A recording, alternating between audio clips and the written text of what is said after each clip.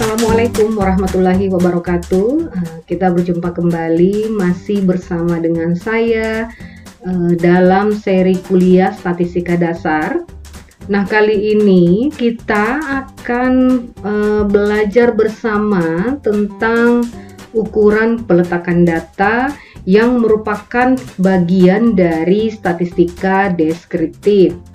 Nah, pada pembahasan kita kali ini tentang ukuran peletakan data, yang mana ukuran peletakan data ini adalah ukuran untuk melihat di mana letak salah satu data dari jajaran data yang kita miliki. Atau kita juga dapat mengatakan bahwa ukuran peletakan data ini merupakan suatu besaran untuk mendapatkan gambaran yang lebih jelas berdasarkan letak data dari jajaran data yang kita punyai. Nah, untuk ukuran peletakan data dibagi menjadi 4 bagian. Yang pertama adalah median, kemudian yang kedua adalah kuartil, dan yang ketiga adalah desil, kemudian yang keempat adalah persentil. Nah, kita bahas yang pertama tentang median. Pada video saya sebelumnya, saya juga sudah menjelaskan tentang median ini, di mana median ini merupakan nilai yang terletak di tengah dari jajaran data yang kita punyai, tentu setelah diurutkan.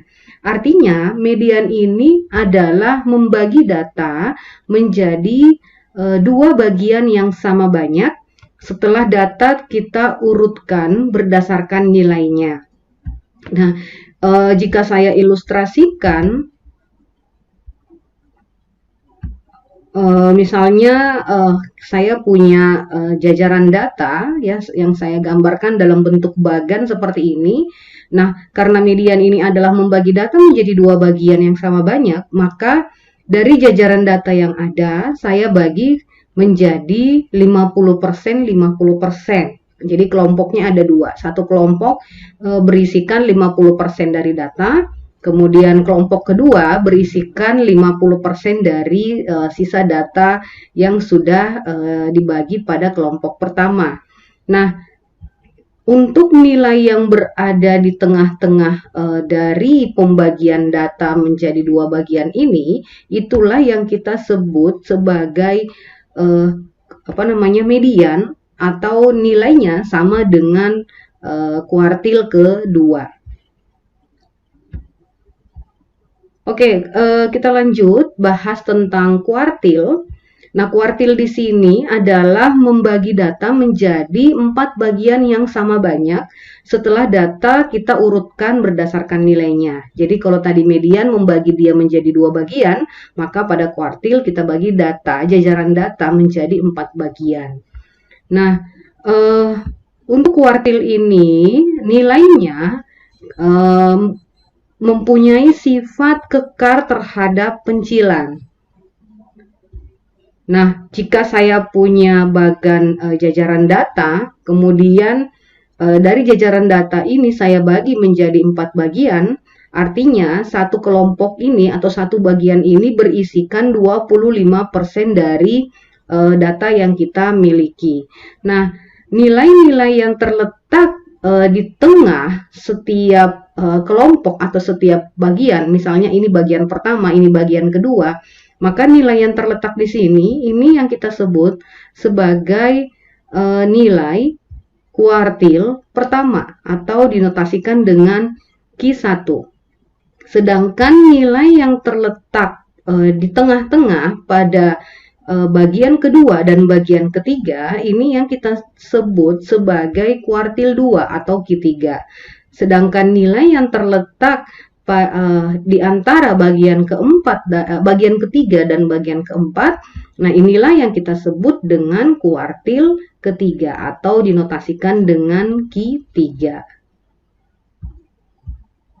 Nah, untuk kuartil ini, jadi kalau kita lihat pembagian tadi, maka kita dapat menyimpulkan bahwa kuartil 1 ini nilainya itu sampai 25% data, kedua ini sampai 50% data, dan ketiga sampai 75% data. Kemudian kalau kita lihat pada gambar kurva ini, maka untuk Q1 ini, jadi ini adalah 100% dari data. Jika kita membagi menjadi 4 bagian yang sama banyak, jadi ini 4 bagian yang sama banyak, maka Q1 itu letaknya adalah di 25% dari data, kemudian Q2 ya, kuartil 2 atau sama dengan median ini terletak di 50% data, sedangkan kuartil ketiga ini terletak sampai 75% data. Nah, untuk notasi dari Q1, Q2, dan Q3. Nah, selain itu juga pada pada 0% data ini di ujung kurva ini yang kita sebut sebagai Q0, kemudian pada persentase data 100% data ini yang kita sebut sebagai kuartil keempat. Nah, untuk menentukan nilai-nilai Q1, Q2, dan Q3, langkah-langkah yang harus dilakukan, yang pertama adalah kita urutkan dulu datanya dari yang terkecil ke yang terbesar, kemudian kita tentukan letak kelas kuartilnya, kemudian yang selanjutnya adalah baru kita tentukan nilai kuartilnya. Nah, untuk menentukan letak dari kuartil, rumus yang kita gunakan dengan metode interpolasi, jika data yang kita miliki, data yang tidak berbentuk atau tidak disajikan dalam bentuk kelompok, maka untuk letak Q1 dapat ditentukan dengan menggunakan rumus 1/4 dikali N ditambah dengan 1. Untuk letak Q2 dapat ditentukan dengan menggunakan rumus 2/4 dikali N ditambah 1. Letak Q3 dapat ditentukan dengan menggunakan rumus 3/4 N ditambah 1. Sedangkan jika data yang kita punya disajikan dalam bentuk kelompok, maka letak Q1-nya dapat kita peroleh dengan menggunakan rumus N/4, kemudian letak Q2-nya dengan menggunakan rumus 2E kali N/4, kemudian untuk letak Q3-nya kita menggunakan rumus 3 dikali N/4. Nah, untuk kuartil, langkah selanjutnya adalah mencari nilainya. Formula yang digunakan untuk mencari nilai kuartil setelah tadi kita menentukan letaknya, untuk data yang tidak berkelompok maka QI yaitu merupakan kuartil ke I, yaitu nilainya adalah nilai pada posisi data ke I dikali N ditambah 1/4, di mana I-nya ini bernilai 1, 2, dan 3. Jadi Q1, Q2, dan Q3. Sedangkan untuk data berkelompok, kita dapat menggunakan formula ini, ya, yaitu QI sama dengan B ditambah P dikali IN/4 dikurangi F kapital dibagi F kecil, di mana I-nya nilainya adalah 1, 2, 3. Kemudian QI ini merupakan kuartil ke I yang akan dicari nilainya. Kemudian B adalah batas bawah kelas kuartil. P ini adalah panjang kelas. F kapital adalah jumlah frekuensi sebelum kelas kuartil. Kemudian F kecil adalah frekuensi kelas kuartil. Dan N ini merupakan jumlah seluruh frekuensi. Nah, kemudian kita akan membandingkan bagaimana posisi dari kuartil, desil, dan persentil ini. Pada bagian ini saya berikan untuk definisi dari kuartil, desil, persentil. Tadi sudah dibahas tentang definisi kuartil. Nah, untuk definisi dari desil merupakan pembagian data menjadi 10 bagian yang sama banyak.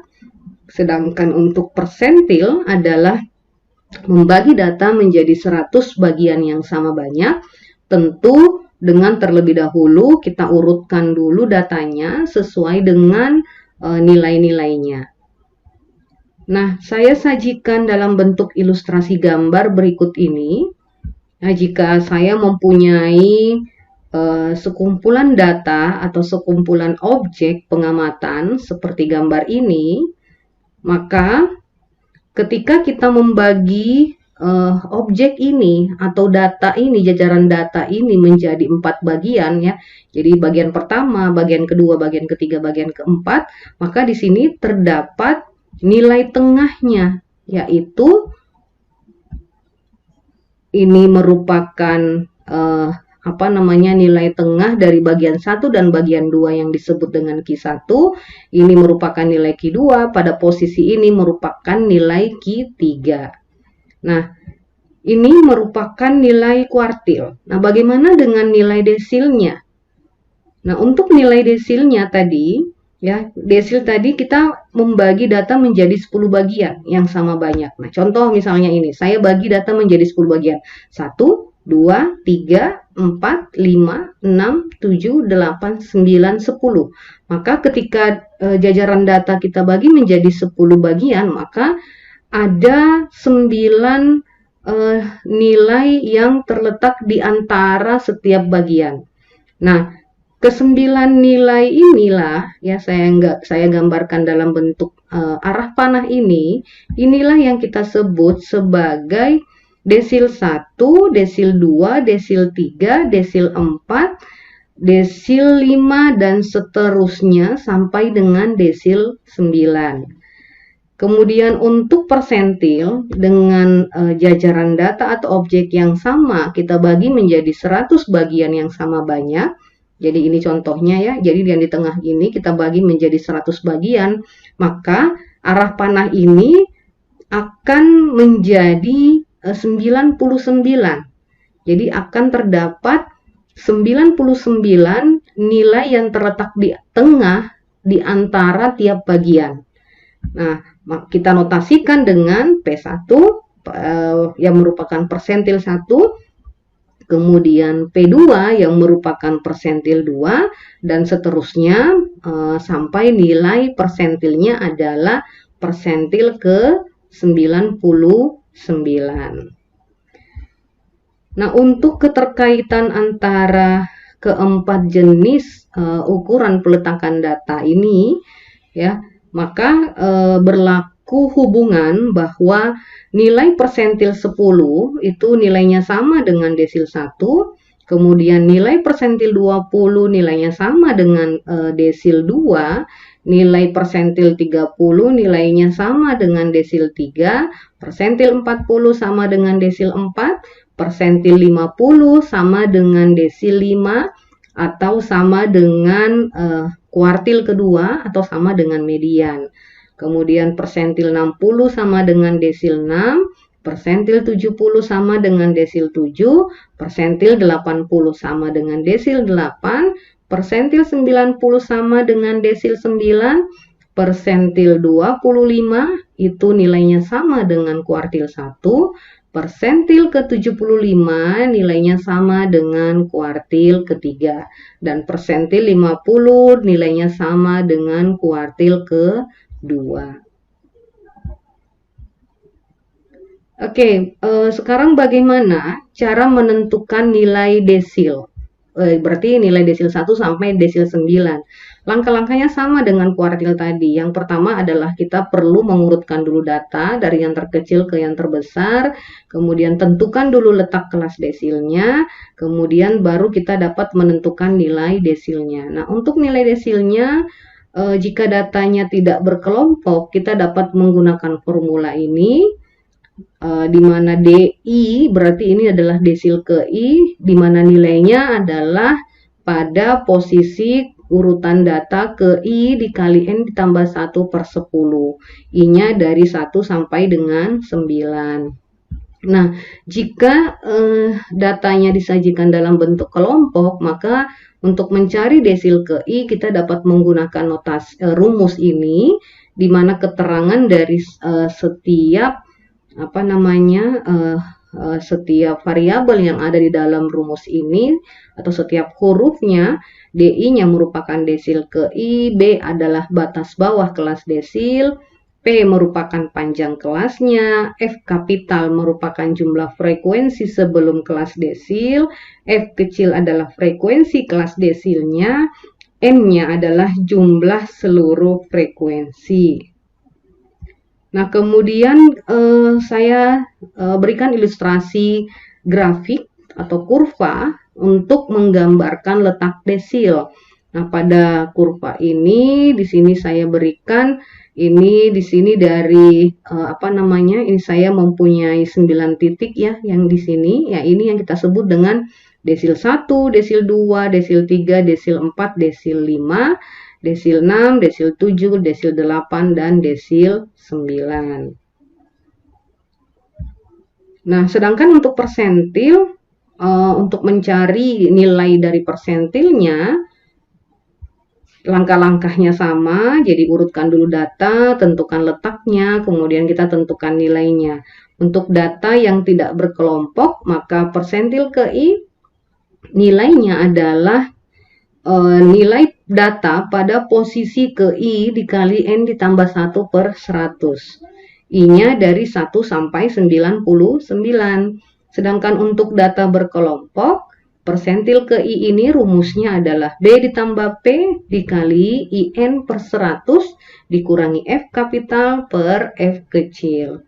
Jadi B ini adalah batas bawah kelas persentil, P adalah panjang kelas, kemudian F kapital adalah jumlah frekuensi sebelum kelas persentil, F kecilnya adalah frekuensi kelas persentil, dan N-nya merupakan jumlah seluruh frekuensi. Nah, itulah tadi jenis-jenis ukuran peletakan data yang dapat saya jelaskan pada video kali ini.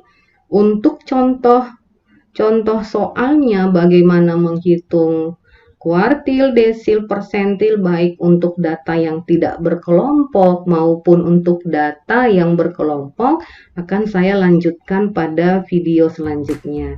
Semoga apa yang saya sampaikan dapat bermanfaat. Terima kasih. Assalamualaikum warahmatullahi wabarakatuh.